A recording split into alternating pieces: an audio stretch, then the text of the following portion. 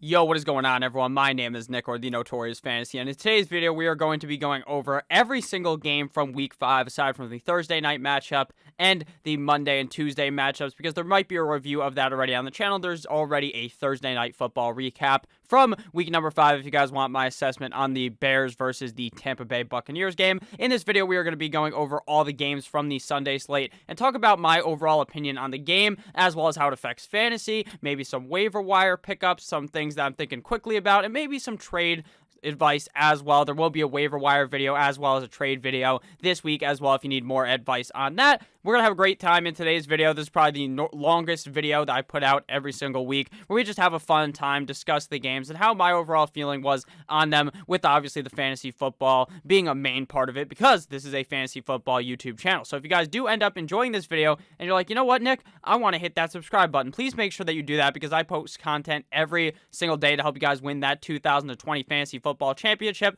and I'm sure you'll have a great time here as well. So click that subscribe button down below. I would really appreciate it, but let's get right into it. So we begin with my Miami Dolphins going up against the San Francisco 49ers. We always begin with the Dolphins because on ESPN, it kind of just puts your team first, so the Dolphins always go first. The Dolphins defeat the San Francisco 49ers 43-17. Now, this was an excellent game from the Miami Dolphins on all aspects of the game. The offense was fantastic. The defense was fantastic. The 49ers was the exact opposite. The offense was atrocious, and the defense was absolutely atrocious. Now, what happened in this game? If you guys weren't watching, or if you weren't paying too much attention to it, because really the only side Red Zone was showing was the Miami Dolphins skull fucking the 49ers. Jimmy Garoppolo plays in the game, ends up getting hurt, clearly ankle, still hurt, should not have came back from the injury, clearly was not stepping into his throws correctly, which was resulting in piss poor passes to the other team instead of ending up in guys' hands. Jimmy Garoppolo 7 of 17 for 77 passing yards and 2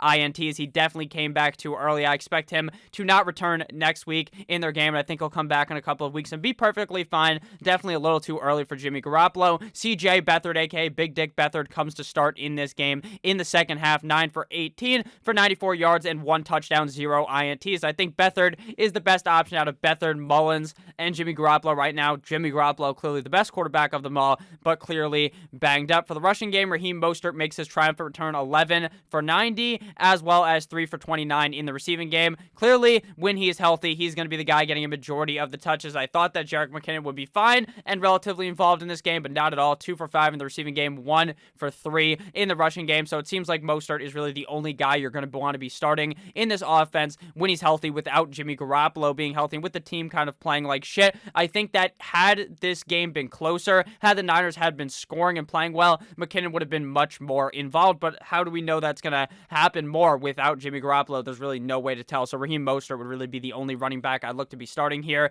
from the 49ers in the receiving game. Deebo Samuel, 2 for 19 on 8 targets. He just was not getting the ball thrown to him correctly. It's a shame. Probably could have had a big game, but I do expect him to be fine for the future. George Kittle, 4 for 44 on 8 targets. Not that good of a game, but I do expect him to continue to be the target monster that he is, which will continue to add up fantasy points for your team. And then Brandon Ayuk of the San Francisco 49ers, 3 of 44 for 6 targets. So not a great game out of any of these 49ers players, but what did you expect when they got absolutely cock-smacked 43-17? The Miami Dolphins did move up to 2-3. The Niners fell to 2-3 in this game. Ryan Fitzpatrick was looking like vintage Ryan Fitzpatrick from a few weeks ago when they played up against the Jacksonville Jaguars, and he was slicing and dicing them like his name was Gordon fucking Ramsay. 22 of 28 for 3 tutties, 350 yards, and a grand total of not 1, not 2, but 0 interceptions. Myles Gaskin, Carol Gaskin, 16 of 57 for 1 total tug, as well as 5 for 34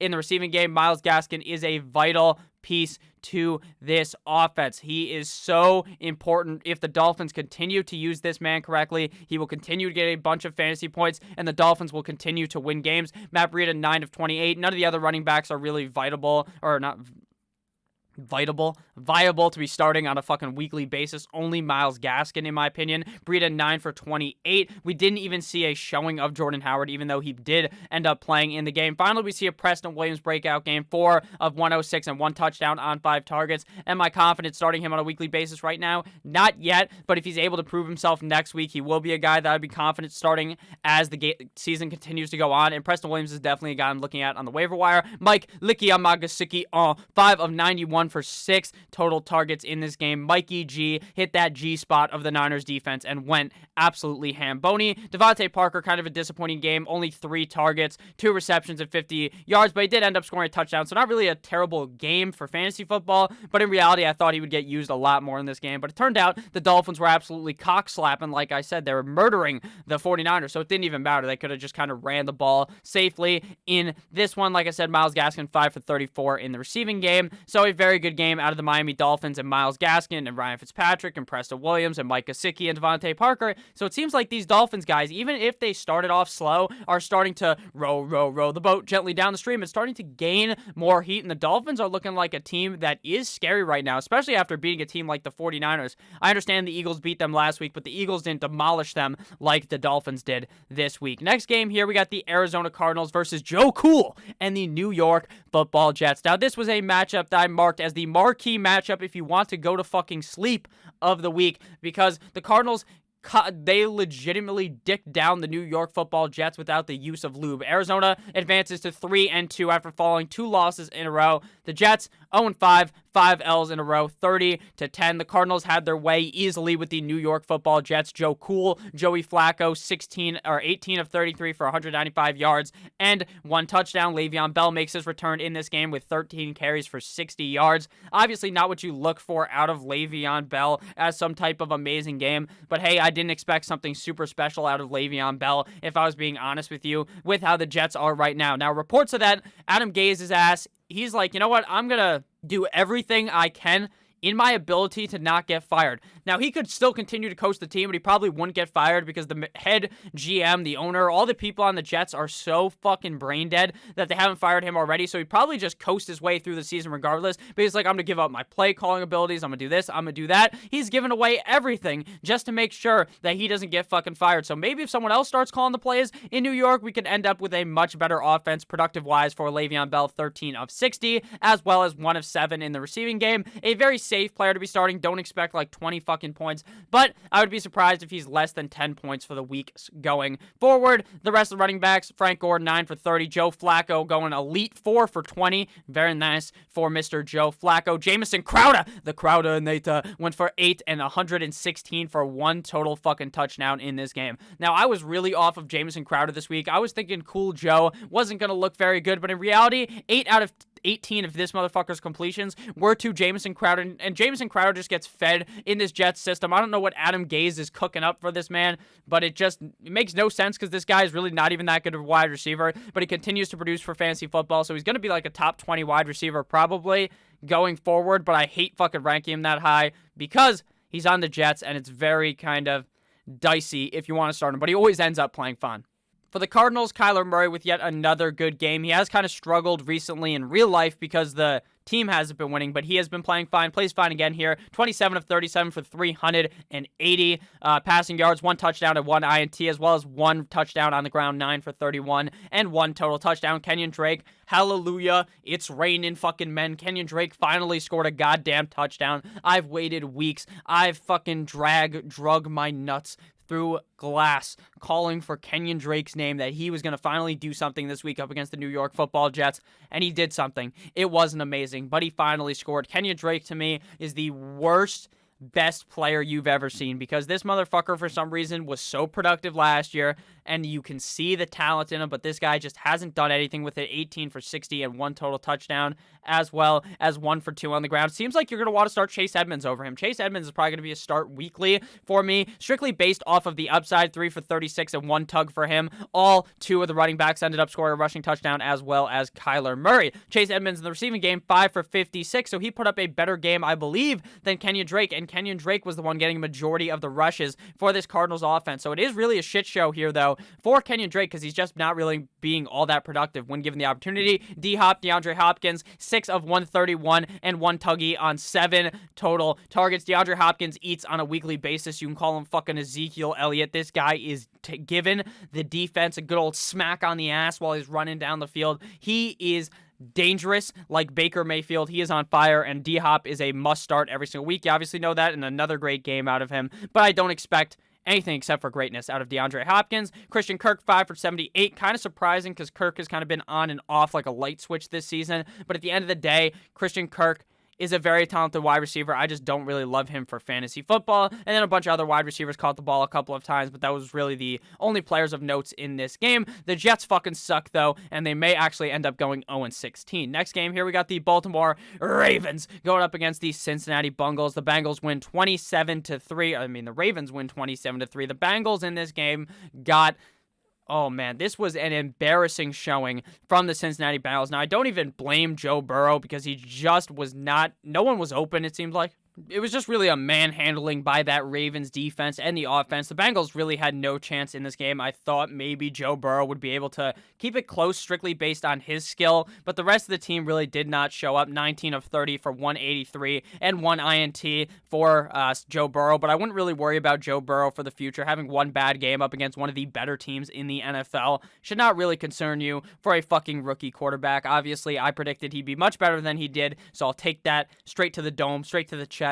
And I'll accept what I said wrong, but I think Joe Burrow is still a great quarterback. Joe Mixon for the rushing game of the Bengals, 24 for 59. Not the greatest game, but 6 for 35, which is what we like to see in the receiving game. This motherfucker is now involved in the receiving game. What he should have been for the first 7,000 years of this man's career is a guy who can both run and catch the ball, but now they're finally using him like that. I understand he didn't have a great game. The last week, he fucking blew the back out of the Jacksonville Jaguars defense. I didn't expect as great of a game here. Obviously didn't do that. But I think that his usage right now has shown us that he is a reliable running back to start on a weekly basis. For the receiving game, AJ Green ends up getting hurt, puts up a goose egg in this game.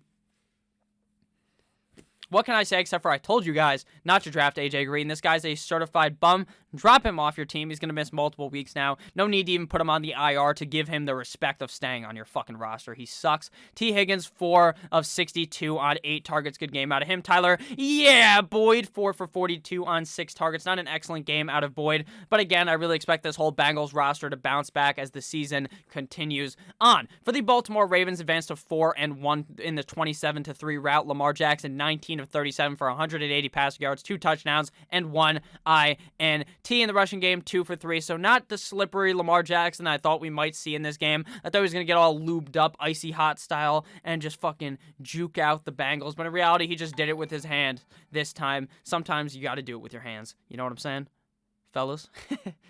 Mark Ingram was the running back in this game, but was it really 11 for 57 as well as nothing in the receiving game? Who's really the running back you want to start on the Baltimore Ravens? The answer is to roll a dice and pick one randomly like that.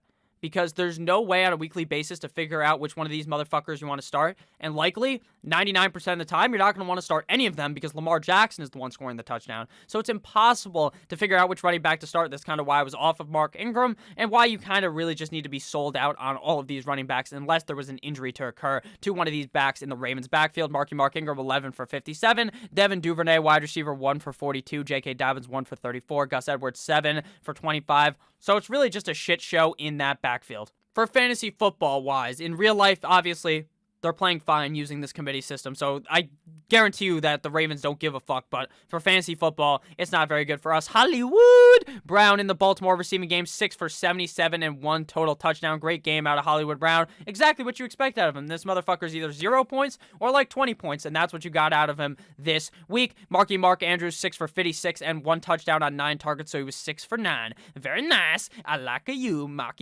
Andrews.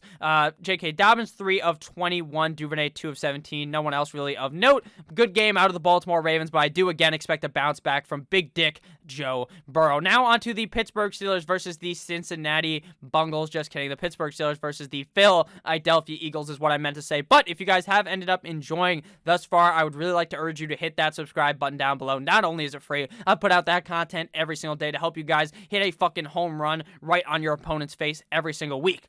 in fantasy football. The Eagles fall 29-38 of the Pittsburgh Steelers. The Steelers advance to 4-0. The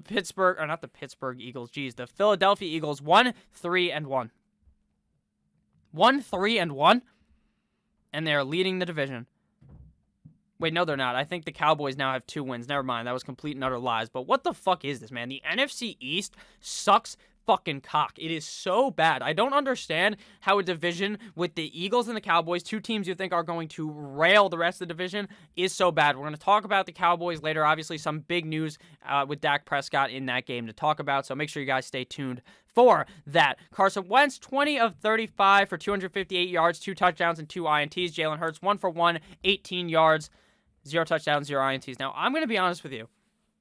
Why did they draft Jalen Hurts to not use him? Am I crazy for thinking that he looks better than Carson Wentz? Because I think he does. I don't know. It makes no sense. Carson Wentz is fucking washed up. He's not very good for fantasy football. Miles Sanders, 11 for 80 and 2 total tugs in the rushing game. A very bad matchup for Miles Sanders, and he ends up turning it from bad to gold like the Midas touch. You know what I'm saying? If you guys know any Greek mythology, I believe that's from. Miles Sanders hit him with the Midas touch, 11 of 80 for 2 total touchdowns, as well as 2 for 19. A great game out of Miles Sanders in a very terrible situation up against the Steel Curtain defense. Travis Fulgham, who the fuck is that guy? 2 weeks in a row, 10 of 152, 1 tutty, and 13 targets. Now, I expect Alshon to potentially be back. Deshaun Jackson may potentially be back next week. So, really, I have no idea what to do with Fulgham. I think he's definitely worthy of a pickup. But if those other guys come back, was he even worth it at all? JJ Arcega-Whiteside, 1 of 37 for 1 target. Greg Ward, 4 of 26 and 1 total touchdown. Ward with an okay game, surviving with the touchdown. But at the end of the day, this Eagles offense looks atrocious. Zach Ertz, 1 of 6 on 6 targets. Zach Ertz looks like an absolute fucking dumpster fire. He looks like he should be playing for the Browns back in the day. How bad he has been playing. Just don't start Zach Ertz anymore. I'm really on the Zach Ertz train strictly because he's so talented. He's really the only option to throw the ball to. But instead, Carson Wentz just throws it to Travis Fulgham and friends. So I'm pretty sold out on Zach Ertz. Sure, he's fine. You're probably going to have to end up starting him. But recently, he's just been so shit. For the Steelers, Big Ben Roethlisberger, 27 of 34 for 3 total touchdowns on 239 passing yards. Obviously, player of the game, Chase fucking Claypool. On the rushing game, 3 of 6 and 1 touchdown. And in the receiving game, 11 targets, 7 receptions. Chase Claypool, 7-11. Always open, 110 yards and 3 total touchdowns. 1, 2, 3, 4 total touchdowns like Tom Brady when he was holding the fucking 4 up because he thought it was 4th down, when in reality, it was 5th down because 4th down had already happened. This guy fucked the Eagles defense without a use of lube. He went in there dry and he came out victorious because he fucked the Eagles to death. Something you're actually not allowed to do in the U.S. You cannot be fucking the bald Eagles to death because that is illegal. With that said, Chase Claypool worthy of a pickup? Yes. But Deontay Johnson got hurt in this game. So how involved is Claypool without Johnson or with Johnson in? I don't really know. That's the problem. I don't know how Deontay Johnson is going to feel. Tomorrow when I make the waiver video, I'll probably have a better idea. So right now, I do like Chase Claypool, though. An amazing game out of him. Eric Ebron, 5 for 43. Juju Smith-Schuster falling apart in this one like Post Malone, 4 of 28. Not a very hot game out of Juju Smith-Schuster, but Chase Claypool clearly showing that the Steelers are absolute geniuses at drafting wide receivers outside of the first round.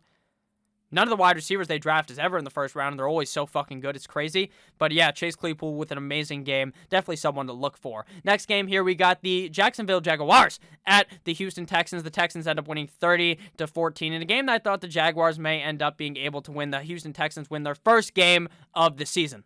Godina went 31 of 49 for 301 yards and 2 total tugs for the Jacksonville Jaguars. The Minshew man, the mustache man, whatever you like to call him, did look pretty good in this game. The problem is just the Jaguars I don't know. I really don't know what's wrong with the Jaguars. Probably just their defense being so young. The whole team, I believe they're the second youngest team in the NFL right now based on age. So I feel like, based on age, what else is youngness based on, Nick, you dumb motherfucker? Gardner Minshew, though, does look good, even when they're looking bad. James Robinson, 13 of 48, as well as 5 for 22 on 7 targets in the receiving game. So not a great game out of James Robinson, but still a guy I will continue to believe on a weekly basis. A very safe play for your lineup. Gardner Minshew, 4 for 18 on the ground. Laviska, Chenault, 7 of 76 and 8 targets. DJ Moore banged up. Not DJ Moore, DJ Chark.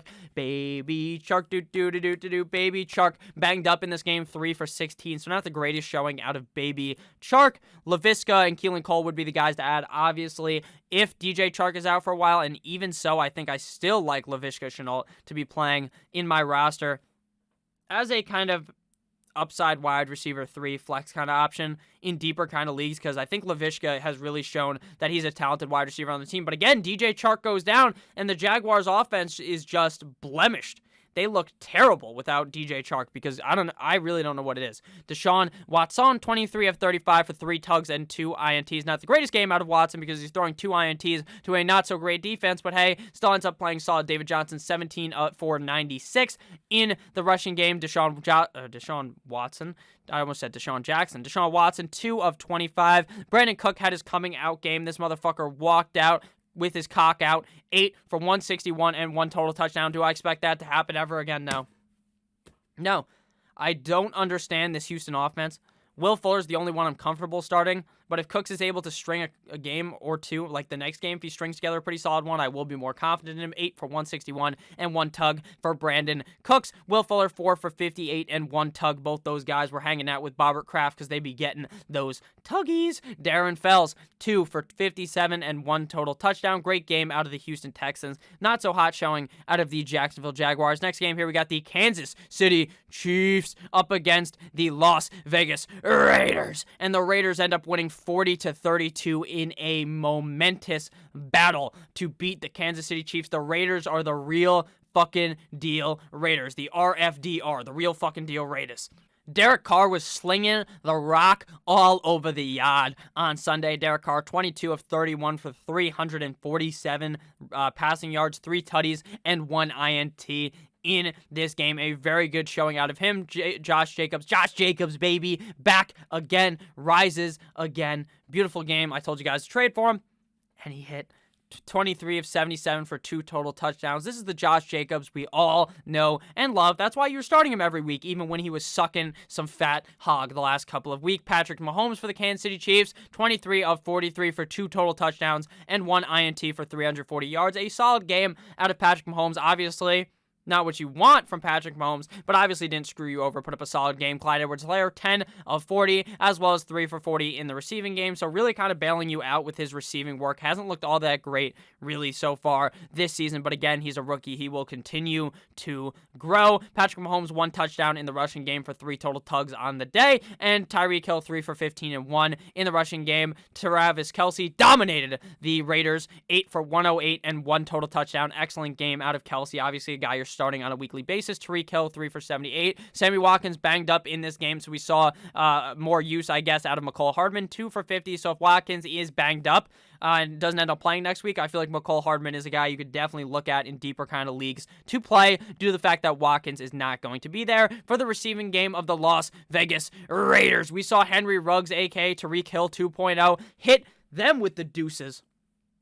I don't think he actually did that, but we all know how Tyreek Hill does that. He hits him with the fucking peace sign as he's running into the end zone. Henry Ruggs, 2 of for 108 and 1 total touchdown on 3 targets. Can you rely on Ruggs on a weekly basis? No. But if you're fucking crazy, you're feeling a bit dangerous, you're like, you know what, fuck it, I'm going to take my team on a rocket ship straight to the goddamn moon, then start Henry Ruggs, because the rocket ship's either going to land on the moon or end up like the fucking Challenger and crashing and burning. Nelson Aguilar, 2 of 67 and 1 total touchdown. Now, in Vegas, apparently you can just catch everything, because Nelson Aguilar went from being able to catch nothing to catching everything in Vegas. Darren Waller, 5 for 48 and 1 tug in this game. Waller's been a solid piece at the tight end position all year long, kind of what you would have expected. Next game here, we got the Los Angeles Rams going up against the Washington football team here.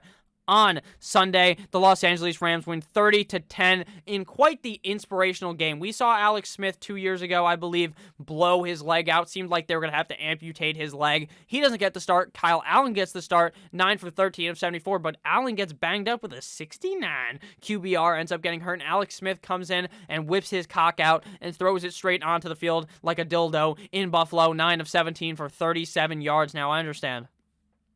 That's not great, Nick. But if Kyle Allen is missing and Alex Smith has a full week of practice as the number one guy, I expect the Washington football team to look a bit better and Alex Smith to look a bit better next week. For the running game, Antonio Gibson 11 for 27 as well as 5 for 24 on the receiving game. But I do kind of worry. It looked like J.D. McKissick was McKissin titties, 6 for 46 and 8 targets when Smith was healthy. I don't know, man. I really don't know what to think. Because I think Antonio Gibson may get screwed because of the fact that Alex Smith was practicing with J.D. McKissick, and J.D. McKissick and Alex Smith were playing together. So, I don't know. I think Antonio Gibson will be fine, just kind of something slightly to worry about. Jared Goff for the Los Angeles Rams, 21 of 30 for 309 yards, 2 total tugs, and 1 INT. Cam Akers, 9 for 61 in his return, 15 of 38 and a touchdown for Darrell Henderson, as well as 3 for 30 and 1 touchdown through the air for Darrell Henderson. Obviously not through the air. He fucking caught the balls, but I don't know, man. This Rams offense for the running back position seems like it's going to be on a weekly basis a random motherfucker. Like next week, I guarantee you Malcolm Brown drops like 20 points. The next week, it's going to be Akers, and then it's going to be Henderson, then it's going to be just a revolving door of confusion for your fantasy football lineup. So I don't know what to do. I'd probably just sell Darrell Henderson high right now before that ship crashes and burns. Gerald Everett, I should say, 4 of 90 for 4 targets. Tyler Higbee, 2 of 12. What? He got cucked by Gerald Everett. I don't know why I keep calling him Jarrell, because my friend Jarrell is a Washington football team fan. That's why I fucking keep saying his name. Gerald Everett. God damn it, I'm a dumbass. 4 of 90. I don't expect that to happen in the future, but by God, did Tyler Higbee.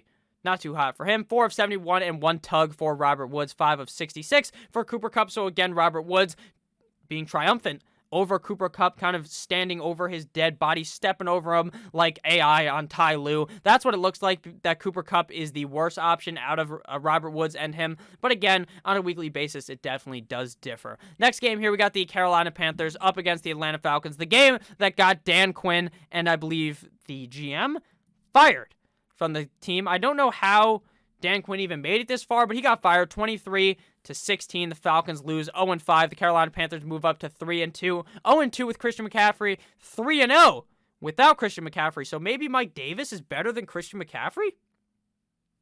Obviously not. I'm just fucking with you guys. But Mike Davis does look very good when CMC is out. So if CMC continues to miss time, then I really do like Carolina Panthers running back Mike Davis.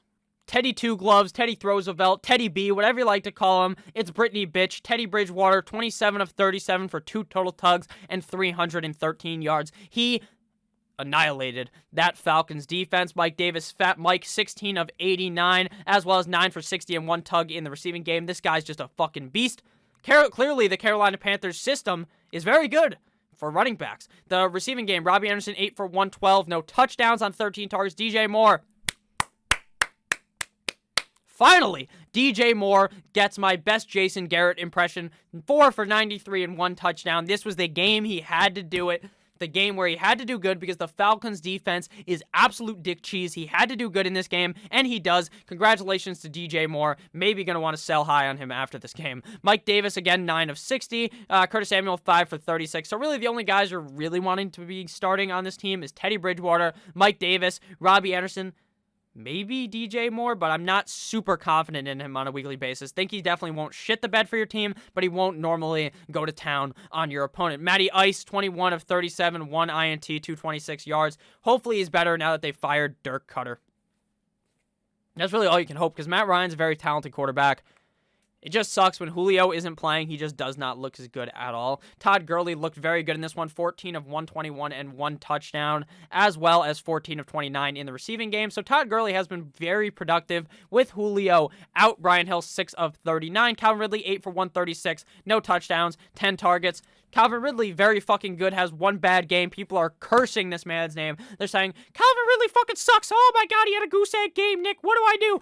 Don't panic, because Calvin Ridley is really fucking good, and he's really good at going knuckle deep into your opponent's ass. Russell Gage, 2 of 16. I mean, you can't really start any of these guys besides Ridley and Julio Jones and Gurley, and I guess you can start Matt Ryan once Julio gets back. Next game here, we got the Cleveland Browns up against the Indianapolis Colts. Quite the good game out of Baker the Faker Mayfield, even though he ended up throwing 2 INTs, but by God, does 12-man, 12-kid Phillip Rivers look awful in Indianapolis. Now, he looked awful last year in San Diego, or LA, I should say, but he's looked even worse this year. 21 of 33 for 243 yards and 2 INTs. I don't know. I mean, Phillip Rivers looks like he's fucking drunk out there. He's playing like such shit. Like he's the quarterback where he can keep it close, but at the end of the day, he just chokes it away inevitably. Jonathan Taylor, 12 of 57 and 1 total tug, as well as 2 for 17 in the receiving game. So not an amazing game out of Jonathan Taylor, but people were calling for his name as well, and he produced with that touchdown. T.Y. Hilton, 6 for 69. Very nice on 10 targets. So T.Y. Hilton puts up his best game with 69 yards again. Very nice for T.Y. Hilton, but not a guy I'm really looking to start. Marcus Johnson, who the fuck is that guy? 3 for 53. No one else really there of relevance for the Browns, who ended up winning this game. The Browns are 4-1, though. Does that not look right to anyone else? That looks like a fucking Madden simulation. This looks like some fucking fake news that Donnie J is always talking about. So I have no idea what to think about the Browns, right? 3-0 at home. They look really good. I mean, I think they're good. I don't think they're going to be able to beat the Ravens or anything, but I think they do look very good. Baker Mayfield, 21 of 37, ends up getting hurt in the game. 247, 2 touchdowns, 2 INTs. Odell Beckham Jr. again looking like the best quarterback on the field. He looked better than Rivers. 1 for 1 for 18 total yards. Kareem Hunt in his debut as clearly the starting running back on the team after Chubb went down last game. 20 of 72. Jonas Johnson I thought would have been an okay start. Didn't look very good. 8 for 32, but I'm still confident he'll be okay in other game scripts where it's more positive for him to get more touches. Jarvis Landry, 4 of 88 in a game where he gets banged up, 9 targets. Odell, 5 for 58 on 9 targets. So again, we've seen this with Odell now. Bad game, good game, bad game, good game, bad game. Next week, it's got to be his good game based upon this pattern that you learn about like in elementary school. This is a pattern of confusingness, but not very confusing when it's every other fucking game. Austin Hoop God Hooper with his best game of the season, 5 for 57 and 10 total targets. Great game out of Austin Hooper compared to what we have seen out of him. Kareem Hunt, 3 for 21 and 1 touchdown in the receiving game. So an amazing game out of Kareem. Next game here before the final game of the Seattle Seahawks versus the Minnesota Vikings, we have the New York Football Giants up against the Dallas Cowboys. This is the game I was really waiting to talk about. A very exciting one. Very sad that Dak Prescott ends up getting hurt in this game. Hope for a speedy recovery for Dak, obviously. Not something you want to see, even if you don't like the Cowboys. I don't really like the Cowboys. I think it's funny when they're bad. But I don't think it's funny when a guy on the fucking team gets hurt like that. Dak Prescott deserves the money that he should be paid. So I hope Jerry Jones isn't an idiot and misses out on the Dak money. 14 of 21 for Dak, 166 yards and 1 INT. Now, obviously, when there comes with such a sad event, we get a new event. That's the Ginger Ninja. Andy Dalton, 9 for 11, 111 yards. Andy Dalton could be a dangerous top 10 quarterback, potentially top 12 quarterback for the rest of the year. So if Andy Dalton's available, he's a guy definitely looking for if I need a quarterback. Ezekiel Elliott, 19 for 91 and 2 total touchdowns. Tony Pollard, 6 for 30. Dak, 2 for 7 in the rushing game. Ezekiel Elliott looked very involved after Dak went down, so that's a very good news for the Ezekiel Elliott owners. CeeDee Lamb, again, dominating this offense at the wide receiver position, 8 for 124 and 11 yards. Michael Gallup, 4 for 73. Michael Gallup and Amari Cooper switched kind of their roles last few weeks. Amari Cooper was fucking raping the last couple of weeks, and this week, he was getting raped, I guess, by the Giants because he didn't do all that good. 2 for 23. Gallup, 4 for 73. Seems like CeeDee Lamb's your safest bet on a weekly basis for the Cowboys. Andy Dalton seemed to like to spread the ball around to all of them, though. So it's not really all that. Right now, it's not all that set in stone, I would say, who the clear guy is for Andy Dalton. He's like Oprah Winfrey. You get a target. You get a target. You all get a fucking target for the New York Football Giants, who end up falling 37-34 in this game to fall to 0-5. Danny Dimes, 20 of 33 for 222 yards. A fatal fumble late in the game, but that's why they call him Danny Fumbles. Devontae Freeman, 17 of 60 for 1 total touchdown. Plays good against the Dallas Cowboys defense. Who could have guessed up against the Cowboys defense that someone would do good? Darius Slayton, 8 for 129. No touchdowns on 11 targets. Great game out of Slayton. Don't really expect him to be all that great, though, deep down the stretch, unless he's playing up against a piss-poor defense like the Dallas Cowboys. Golden Tate, 4 for 42. Nothing really all that notable, though, in the receiving game. Obviously, the only reason why you got to talk about this game is due to Dak's injury. Very sad. I think Andy Dalton will be fine, though, for that team. Ends up advancing them to 2-3. And final game, the Monday night showdown, or the Sunday night football showdown between the Minnesota Vikings and the Seattle Seahawks. The Vikings fall 26-27. Now, what was Zimmer thinking going for it later in the game? Instead of just kicking a field goal, being up 8, making Russ go deep down the field, and then having to get the 2-point conversion. Sure, he scored on 4th down late in the game. You knew that was coming from a mile away. But would he have converted the 2-point? I have no idea. Probably, but then you're going to overtime, right? You're not going to fucking lose the game there. The Vikings are just so stupid. I really don't understand it. Minnesota's 26-27 to the Seattle Seahawks, now 5-0. The Minnesota Vikings fall to 1-4. Big news out of this game, Dalvin Cook hurt his groin. Very sad for Dalvin Cook. Probably going to miss time. Something I said to expect before the season even started, that he's kind of injury prone. I'm not going to dance on his grave or something, right? I would never fucking do that. But I did tell you guys to make sure you have his backup. Madison, if available, probably the number 1 waiver wire pickup for the week. Dalvin Cook, 17 of 65 and 1 touchdown, as well as 5 for 24 in the receiving game. In the game, he ends up getting hurt. Will he be able to play next week? Right now, it does not seem like it. You like that? Kirk Cousins, 27 of 39 for 2 touchdowns and 1 INT for 249 yards. Look great in this game. Alexander Madison, 20 for 112 in this game after Cook went down. Very good game out of him. 4 for 64 or 3 for 24 in the receiving game for him. Adam Thielen, 9 for 80 and 2 touchdowns on 13 total targets for Thielen. A great game. Justin Jefferson did his best Houdini act and absolutely disappeared. Hocus fucking pocus. Justin Jefferson, 3 for 23 on 5 targets. I expect bounce back from him, but very sad to see, obviously, after he balled the fuck out the last couple of weeks. Then people finally felt confident to start him, and he shit the bed. Russell Wilson, comeback kid, comeback king, 20 of 32 for 3 tutties and 1 INT. Russell Wilson, 5 for 58 on the ground. Amazing comeback out of Russell Wilson. I bet on plus 313 yards in that game passing. Did not end up doing that, but it's okay. I still love you, Russ. DK, 6 of 93 for 2 total touchdowns on 11 targets. DK saving the day with that late game grab to seal the deal and have the Seattle Seahawks march off at 5-0. DK Metcalf is the number 1 on this team now. I thoroughly believe it. But after I say that, next week, Tyler Lockett's going to go balls deep in our defense. 4 for 44 for Tyler Lockett. Another disappointing game, 2 in a row. Chris Carson, 8 for 52 and 1 in the rushing game, as well as 6 for 27 in the receiving game. Chris Carson seems to be a locked and loaded top 12 running back on a weekly basis. That is all. Thank you guys all for watching this video. If at any point in this video you ended up having a great time, you're like, you know what, that was excellent, let me hit that subscribe button. Please do that. Make sure if you're not new to hit that like button as well. I love each and every single one of you motherfuckers, and I'll see you guys with another banger in the AM waiver wire ads. Have a great rest of your guys' day. Good boy.